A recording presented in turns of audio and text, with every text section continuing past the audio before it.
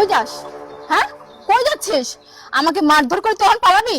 কোথাও যাওয়ার বুদ্ধি নাই তোর। ওই যে দেখ, তোর জমিরা আসতেছে।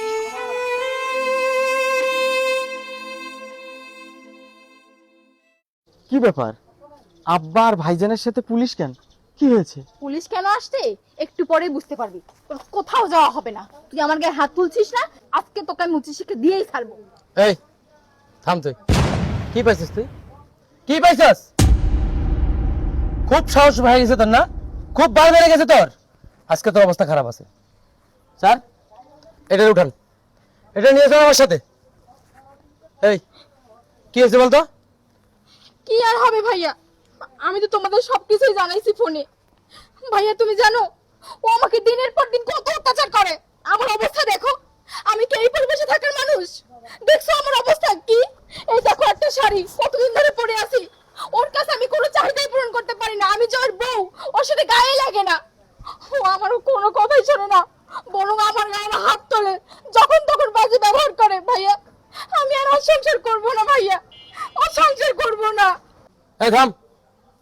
আব্বা, তুমি কি এখনো চুপচাপ দাঁড়া শুনবে সবকিছু? আমার কিন্তু মেজাজ গরম হয়ে যাচ্ছে, আমি কিন্তু আর নিতে পারতেছি না। তুমি কিছু বলবা? আরে তুই চুপ থাক, আমাকে শুনতে দে। কি হয়েছে জামাই বাবাজি? কি ব্যাপার তোমাদের মধ্যে মাঝে মাঝে এরকম গন্ডগোল হয় কেন? কি হয়েছে আমাকে খোলামেলা বলো তো। কি আর বলবো বাবা, সবই তো আপনারাই বললেন। বাবা আপনারা তো জানেন আমি গরিব মানুষ, ভ্যান চালিয়ে খাই। ভ্যান চালিয়ে কতটুকু একটা সংসারের অভাব মেটানো যায় বলেন? এর মধ্যে আপনার মেয়ের এক এক দিন এক একটার বায়না। এই দেখেন, গত রোজার ঈদে আপনার মেয়ে বায়না ধরেছে তাকে মার্কেট করে দিতে হবে, ঘরের ফার্নিচার দিতে হবে, সাথে তাকে একটা টিভিও দিতে হবে, নাহলে সে আমার সংসার করবে না। এত কিছু ত্যাগ স্বীকার করেও আমি তাকে একটা লোন তুলে দিলাম 50,000 টাকার। সেই 50,000 টাকার লোন তুলে সে টিভি কিনলো, ঘরে টুকটাক ফার্নিচার কিনলো, ঈদের মার্কেটও করলো। আপনার মেয়ে কিন্তু আমার জন্য একটা লুঙ্গি, একটা গেঞ্জি কেনার প্রয়োজন মনে করে নাই। তাতে আমার কোনো দুঃখ নাই, ও খুশি থাকলে আমি খুশি। আবার বাবা দেখেন, এই যে কুরবানির ঈদ চলে আসছে, তার নাকি আবার মার্কেট করতে হবে, সেজন্য সুদের উপর টাকা নিতে বলতেছে। আচ্ছা বাবা, ভ্যান চালিয়ে আমি সংসারের অভাবে মিটাবো, কিস্তি দেব না সুদের টাকা চালাবো? এই সমস্ত কথা যখন আমি শুনতে নারাজ হই, তখনই আমার সঙ্গে বাধায় অশান্তি। কথায় কথায় বলে সে আমার সংসার করবে না, আমি গরিব ছোট লোক, ভ্যানওয়ালা, আরো অকথ্য ভাষায় গালিগালাজ করে। সব সময় আপনাদের ভয় দেখায়। আমিও ভাবতাম আপনারা কোনোদিন আসবেন না। ভাগ্যের কি পরিহাস, আপনারা আজকে ঠিকই আসছেন। আর আসছেন তো আসছেন, সাথে পুলিশ নিয়ে আসলেন। এখন আপনারাই বলেন আমার কি করণীয়, কি করতে পারি আমি? কিরে, ও কি বলতিছে? তুই কি টিভি কেনার জন্য, ঘরের জিনিস কেনার জন্য লোন উঠাইছিস? কথা বলতেছিস না কেন? হ্যাঁ ভাইয়া, তা উঠাইছি। কিন্তু ভাইয়া শোনো, তোমরা ওর কথা বিশ্বাস করিও না। ও যা বলছে সব মিথ্যা কথা বলছে। শাক দিয়ে এখন মাছ ঢাকার চেষ্টা করতেছে। এখন আমার বাপ ভাই আসছে, তাদের সাথে ভালো ব্যবহার করতেছে। শিয়ানা। তুই ঠিকই বলছিস, শাক দিয়ে কি আর মাছ ঢাকা যায়? বল, যায়? মাছ ঢাকা যায়? শাক দিয়ে মাছ ঢাকা যায় না। বাবা, কি বুঝলে তুমি? তোমাকে বলেছিলাম না যে তোমার মেয়েটার ব্যাপারে আরো একটু ভালো করে জানো? তুমি তো আমার কোনো কথা শোনো নাই। তুমি বলছিলে কি যে তোমার মেয়ের প্রতি তোমার অনেক বিশ্বাস আছে, অনেক ভরসা আছে, তাই না বাবা? আচ্ছা রিপন ভাই, ভেবেছিলাম লোন তুলে একটা বাড়িতে ছোটখাটো দোকান দেব, তাও মানুষ বলবে আমি একটা ব্যবসা করে খাই। কিন্তু আপনার বোন লোন তুলে নিল, আবার সুদের উপর টাকা নেয়। আমি কিস্তি শোধ করব, সুদের টাকা দেব, না দোকান সাজাবো, দোকানের মাল করব? যার কারণে এই ভ্যান ছাড়া আমার অন্য কিছু করার কোনো পথ নাই ভাই। বুঝতে পারছি বাবা, আমার একটা সিদ্ধান্ত আছে, যদি তুমি বলো তাহলে আমি সিদ্ধান্তটা দেব। বলো, নিঃসন্দেহে তুমি বলতে পারো। তুমি কি আমার বিচার করার জন্য আসছো নাকি ওর বিচার করার জন্য আসছো? চুপ, একটা চর মেরে তোর 32টা দাঁত ফেলে দেবো, বেয়াদব মেয়ে কোথাকার। এই, ও ভ্যান চালায় বলে কি ওর মান সম্মান নাই? কাছে টাকা নাই বলে কি ওর মান সম্মান নাই? আছে। ও যদি আমাদের মান সম্মানের চিন্তা করে তোকে কিছু না বলে চুপচাপ থাকতে পারে, তুই তো আমাদেরই রক্ত, তুই আমার বোন, আমার বাবার সন্তান। তো কই, তুই তো বাবার সম্মানটা নষ্ট করলি। আমাকে অপমান করতেছিস কেন? কেন করিস এগুলা? এই কিসের অভাব তোর সংসারে? আজকে তুই যদি তোর স্বামীর বিপক্ষে থাকিস, তুই যদি তোর স্বামীকে কোনো ধরনের সহযোগিতা না করিস, তাহলে ওই লোকটা তো সারা জীবন এইভাবেই জীবনটা পার করে দিবে। তার বড় হওয়ার কোনো সম্ভাবনা আছে? নিজেকে পরিবর্তন করার কোনো সুযোগ আছে? নাই। তোর মতো বাংলাদেশে হাজারো মেয়েরা আছে যারা বাপের বাড়ির কান ভাঙায়, ভাইয়ের কান ভাঙায়, বাপের কান ভাঙায় ভাঙায় নিজের সাজানো গোছানো সংসারটার মধ্যে ঝামেলা এনে সংসারটা তছনছ করে দেয়। কেন করিস তোরা এমন? কেন করিস? এই জন্যই আমি বলি, আমার সিদ্ধান্ত হচ্ছে তোকে আমি পুলিশে দেবো, তোকে আমি থানায় দেবো। কত দেমাগ হয়েছে তোর, কত বিলাসিতা করার শখ হয়েছে, ওখানে গিয়ে করবি। রিপন, তোমাকে আমি দুইটা কথা বলি, শোনো। তুমি একটু আগে বললে না যে আমাদের মান সম্মানের দিকে তাকে তুমি ভ্যান চালানো ছেড়ে দিয়ে একটা মুদি দোকান দিবে সেই প্ল্যান করতেছো। আমাদের মান সম্মান কিন্তু তুমি রাখো নাই। আমাদের মান সম্মানের মধ্যেও তুমি পানি ঢেলে দিছো। এই আমার বোনকে তোমার কাছে দিছি কেন? দেশের নিয়ম অনুসারে, শরীয়তের নিয়ম অনুসারে তোমাকে তো আমরা বোনকে দিছি। তার মানে যেদিন তোমার হাতে আমার বোনকে উঠাই দিছি সেদিন থেকেই তোমার সমস্ত দায়িত্ব বুঝাই দেওয়া হয়েছে। বউ সুতা করতে পারো না কেন? কেন পারো না বউ সুতা করতে?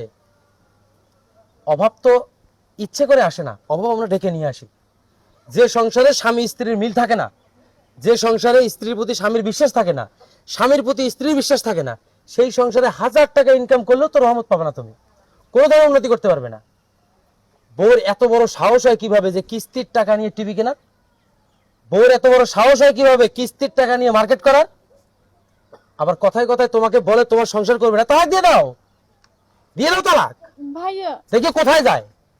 আজকে তুমি ওকে তালাক দিবা, কালকে দেখবো ও যায় কোথায়।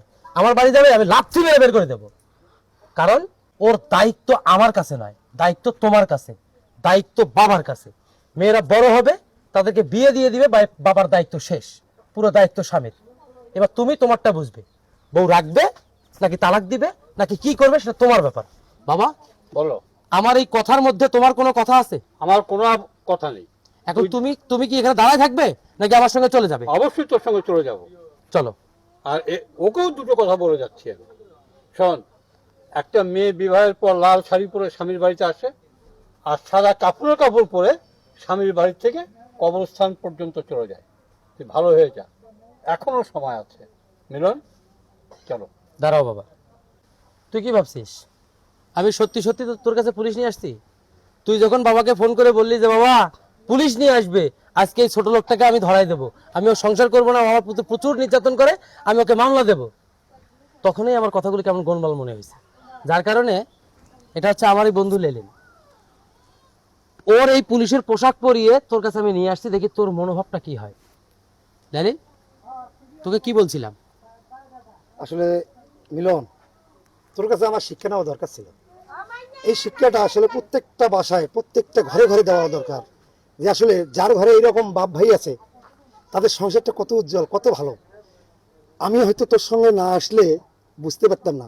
বোন, তোমার যেমন মিলন ভাই, আমিও তেমন ভাই। তোমাকে একটা কথা বলি, এইরকম স্বামী যারা আছে তার সুখের সংসার অনেক সুন্দর। তুমি তাকে মানিয়ে নিয়ে খুব সুন্দর করে খাও। আমার এর থেকে আর পরামর্শ বেশি কিছু পাবা না। মিলন, তাহলে আমি আর দেরি না করি রে। দাঁড়া, শোন বোন, তোর বয়স কম, তুই ভুল করতে পারিস, কিন্তু এমন কোনো ভুল করা যাবে না যেই ভুলে নিজের ক্ষতি হয়, যেই ভুলে একটা সাজানো গোছানো সংসার নষ্ট হয়ে যায়। তুই জানিস সংসার ভাঙা কিন্তু খুবই সহজ কাজ, কিন্তু সংসার ভাঙার পরে একটা মেয়ের বেঁচে থাকা কতটা যে কষ্টদায়ক, কতটা যে যন্ত্রণাদায়ক, এটা হয়তো তুই এখনো বুঝিস নি। আজকে আমি তোর ভাই, সব দিক দিয়ে ঠিক আছি, তুই আমার বড়াই করতে পারিস। আজকে বাবা সব দিক দিয়ে ঠিক আছে, তুই তার অহংকার করতে পারিস, কিন্তু দিন শেষে একটা নারীর জন্য অহংকার হচ্ছে তার স্বামী, একটা নারীর জন্য ভরসার জায়গা হচ্ছে একটা স্বামী। তুই জানিস আসলে মেয়েদের না কোনো ঘর হয় না। যখন একটা মেয়ে বাবার বাড়িতে থাকে তখন হয় বাবার বাড়ি, যখন ওই মেয়েটাকে বিয়ে দেওয়া হয় তখন হয়ে যায় স্বামীর বাড়ি, আবার যখন ওই স্বামীটা মারা যায় তখন হয় ছেলেদের বাড়ি, আবার যখন বাবা মারা যায় তখন হয় ভাইয়ের বাড়ি। তাহলে বলতো আসলে মেয়েদের কোনো বাড়ি আছে? মেয়েদের কোনো ঠিকানা আছে? ঠিকানা নাই। তাহলে মেয়েদেরকে একটা ঠিকানাকে আঁকড়ে ধরে বাঁচতে হয়। কেন বুঝিস না বোন? এত সুন্দর একটা ছেলে, ওকে তো আমরা দেখে শুনেই তোর কাছে বিয়ে দিছি। আমরা জানি ওর অর্থ নাই, ওর চাকরি নাই, ওর শিক্ষিত অত বেশি না, কিন্তু ও একটা মানুষ, ওর ভিতরে মনুষ্যত্ব আছে। তোর কাছে আমি অনুরোধ করি বোন, সংসারটাকে নষ্ট করিস না। আমি বড় ভাই হিসেবে তোকে অনুরোধ করতেছি, একটা বার সংসারটা নিজের মতো করে ভেবে দেখ, অনেক সুন্দর সোনায় সোহাগা হবে তোর। রিপন ভাই, আমার এই বোনটাকে আজ থেকে 4 বছর আগে আমি তোমার হাতে উঠাই দিছিলাম। আমি ভেবেছিলাম আমার এই দেমাগী বোনটা হয়তো আমাদের ছাড়া তোমার কাছে থাকলে ভালো হবে, কিন্তু দিন দিন ও অনেকটাই খারাপের দিকে যাচ্ছিল। তোমার কাছে আমি আবারও উঠাই দিচ্ছি, বাবার হয়ে তুমি আমার বোনটাকে একটু মানুষ করো। এর বেশি আর কিছু বলার নাই ভাই তোমাকে। জি ভাই। অথই, তুইও কথাটা জেনে রাখ, তুই যেদিন ভালোভাবে থাকতে পারবি সেদিন আমাকে পিতা হিসেবে পরিচয় দিবি, আর যদি ভালো না হতে পারিস আমাকে কখন পিতা হিসেবে পরিচয় দিবি না। মিলন, চল।